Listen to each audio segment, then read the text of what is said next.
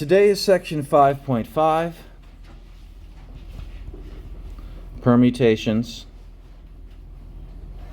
and Combinations. Raise your hand if you've seen permutations and combinations before. About half people, okay. All right, so the reason why we have two concepts here is that there are two different kinds of counting.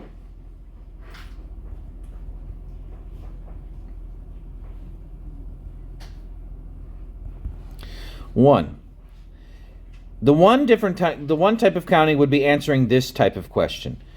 How many three-digit numbers can we make? Well, okay, three-letter words. Let's change this. With no replaced with no duplicate letters.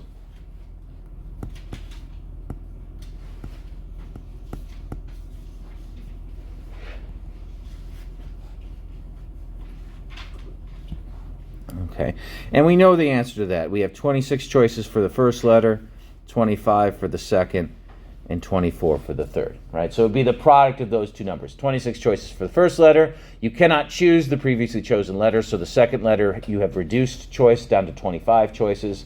And for the third letter, you cannot use either of the first two letters, so you go down to 24 choices for the third. So that's one type of counting. The other type of counting is answering the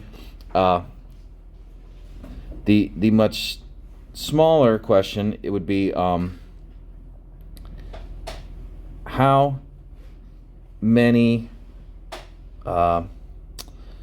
different ways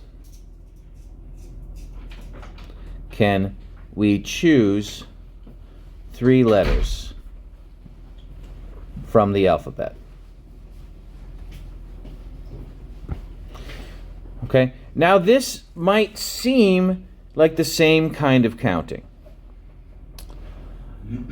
but it's technically not. The idea here is we got these three-letter words in the first problem, right? So an example of one of these would be H-A-T, hat, right? But when I say how many different ways can we choose three letters, we want H-A-T and T-A-H to be the same thing because we've chosen the same three letters. So we're not actually thinking about order anymore. We're just thinking about choosing a few things. Okay. So here, H-A-T is not the same word as T-A-H for question 1. For question 2, these two are the same because it's really not an order. It's really just picking up a set of H, A, and T. And in sets, we don't care about the order. Okay, so those are the two types of counting. And we'll see, now we'll have problems that distinguish between these two, and we'll have to figure out which of the two things is what matters right now. Okay. So, one of them is called a permutation. And a permutation is a permutation of n objects taken r at a time is an arrangement of r of the n objects in a specific order.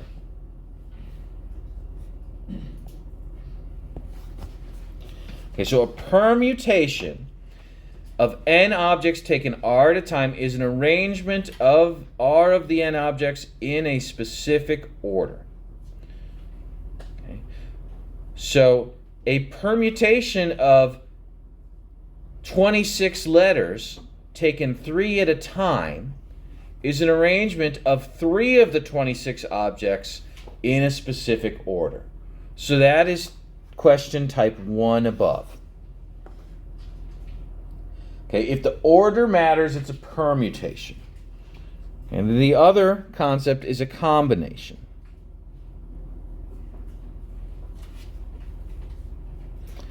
A combination of n objects taken r at a time is a selection of r of the objects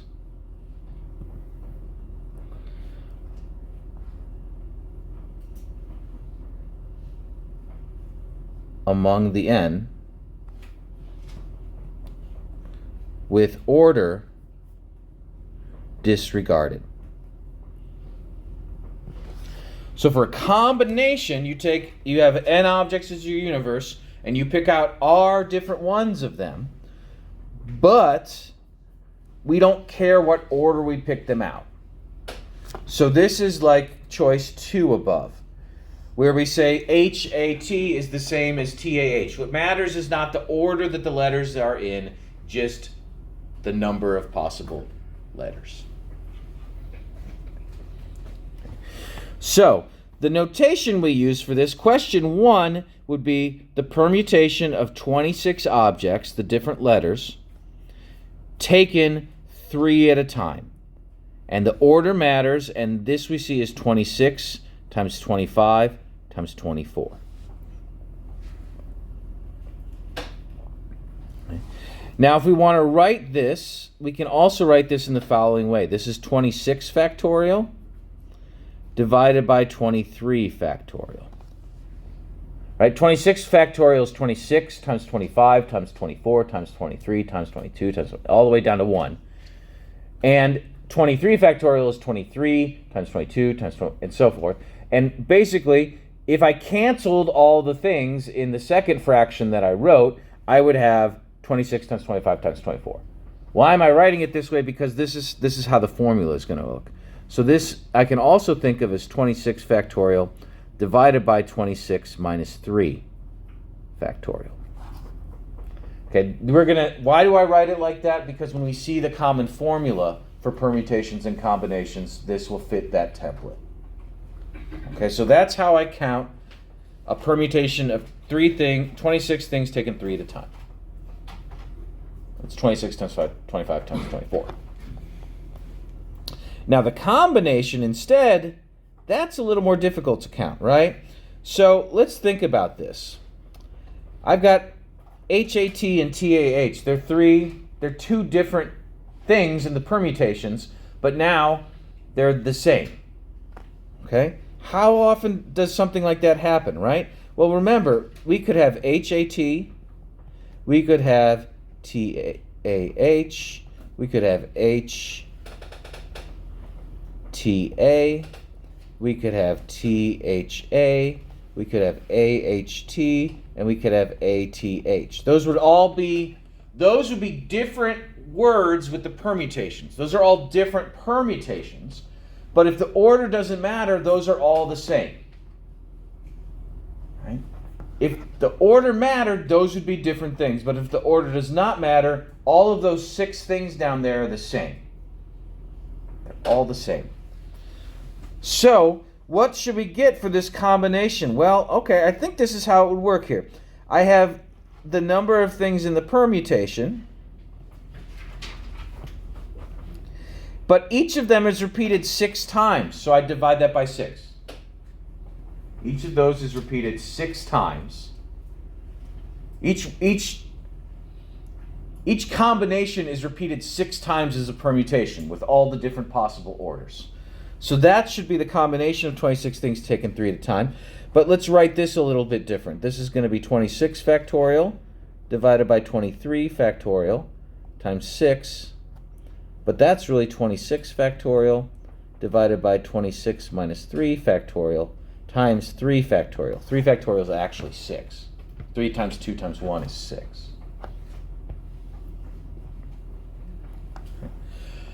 These are meant to be a bridge to this general formula, and I'm going to write the general formula for permutations and combinations. And if you have a scientific calculator, it might have a permutation or combination button on it. Is anyone familiar with, does anyone know this for a fact? Yeah, there's a way to do permutations and combinations on scientific calculators, graphing calculators, or even just the ones without fancy screens. And if you have your calculator with you today during the in-class time, I'd be happy to go and show you how to do that with whatever calculator you have. We can figure it out. Okay, so let me show you what the formulas are. The permutation of n objects taken r at a time is n factorial divided by n minus r factorial. N factorial divided by n minus r factorial. And of course, this is just n times n minus 1 all the way to n minus r plus 1. That's n, that would be r numbers multiplied by each other. This is the formula you need to know, right? This is just writing it down in a different way. So that's the formula for permutation. The formula for combination is similar, but of course slightly different. It's n factorial divided by n minus r factorial times r factorial. And we can see exactly this pattern here, and we can see it working out here in that combination.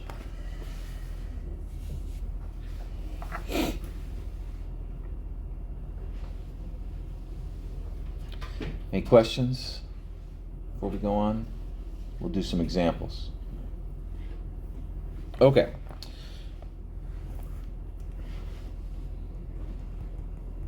Okay. 8 horses enter a race. And only first, second, and third places are recorded. Okay? We don't even record what horse comes in fourth, right? Like, who bets on the ponies here? Anybody? Big betting on the ponies, right? Yeah, like you're not going to see what horse comes in fourth reported in the newspaper the next day, right? Nobody cares. It doesn't count. Okay, so the question is, how many different outcomes are there for this race?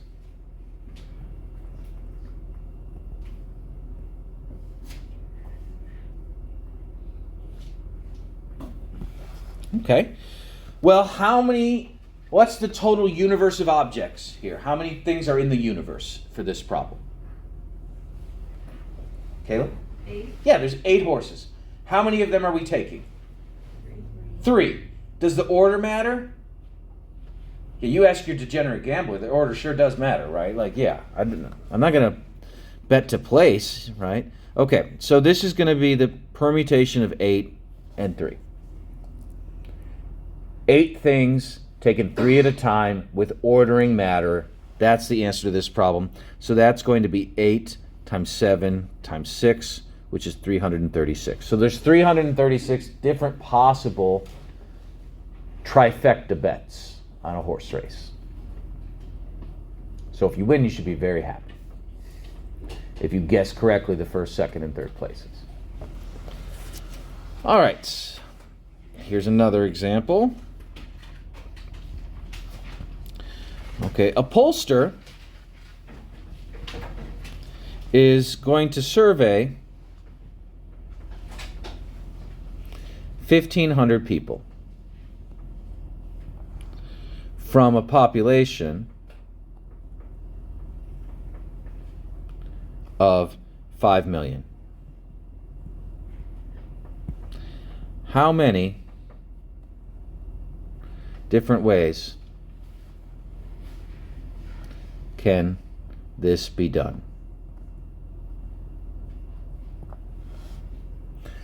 Okay, so what is the big population? What's the universe for this problem? The universe is 5 million, right?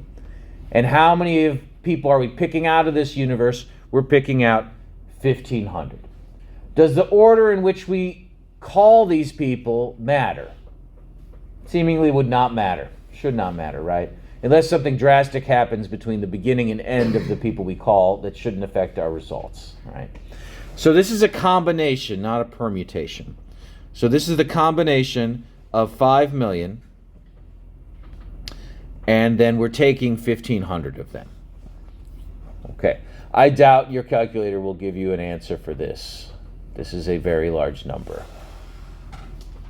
Does the book even record what this number is? Okay, it says no. It says it has several thousand digits.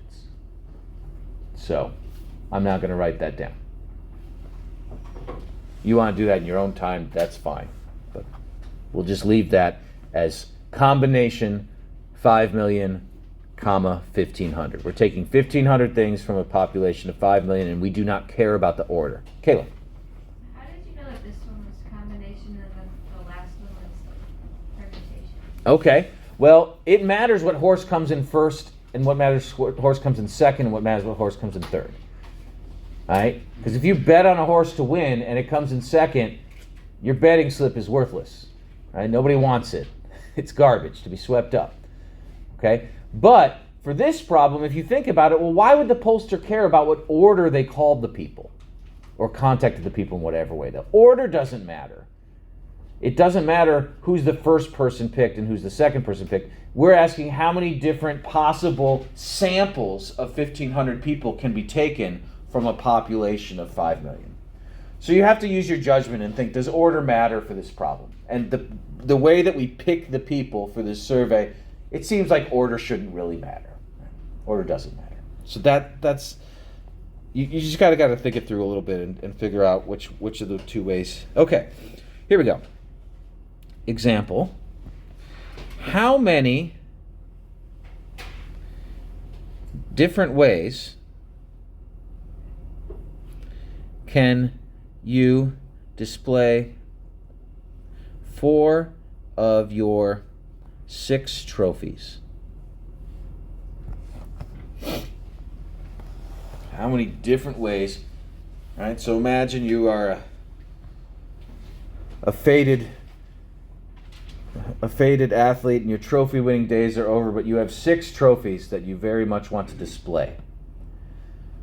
Okay, so obviously the N here is 6 and the R here is 4. Okay, you don't have that much shelf space, so you can only show 4 at a time. Now the question is, okay, we've got the N and the R. The question is this a permutation or is this a combination? What do we think? Let's have a robust debate here. Is this a permutation or a combination? Does the order matter?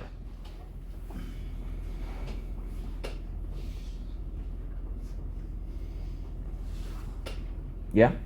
What do you think, Jake? Combination. Combination? Okay. Anyone want to argue for permutation?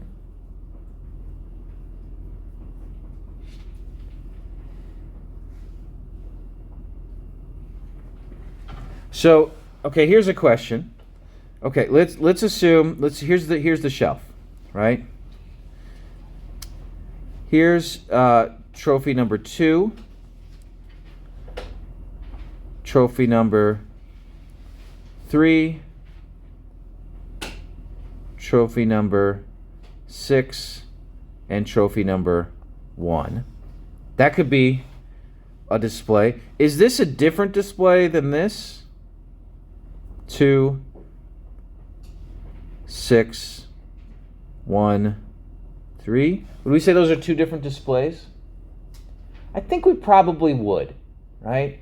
An interior decorator would say that those are 2 different things. One of them might be preferable than the other. So I think we need to go with permutation for this one, because I think the order kind of does matter, aesthetically. This is an unsatisfying answer, right? But yeah, I think we should use permutation here. So this is going to be the permutation of 6 things taken 4 at a time, which is 6 times 5 times 4 times 3, which is 6 times 5 is 30, times 4 is 120, times 3 is 360. So there's 360 different trophy displays that can be made. That's great, because there's like 365 days a year, so you could just kind of cycle through those and really have fun. Right? What else are you doing? DJing sets at Podunk Town Mardi Gras or anything like that? No, you'd rather rearrange your trophies, I assume. Okay, let me show you the problems I want you to look at in class. Make sure you can make these distinctions. We've got 21, 31, 41, and 55. And then the homework, which is due Friday, is going to be 8 through 20 even, and 28 to 52 even. Okay. The quiz on Friday will be from sections 5.4, 5.3, 5.4, and 5.5. So that's from last Friday's class and Monday and Tuesday's class. Okay. So if you've worked on the homework and done relatively well, the quiz should be fine on Friday. All right.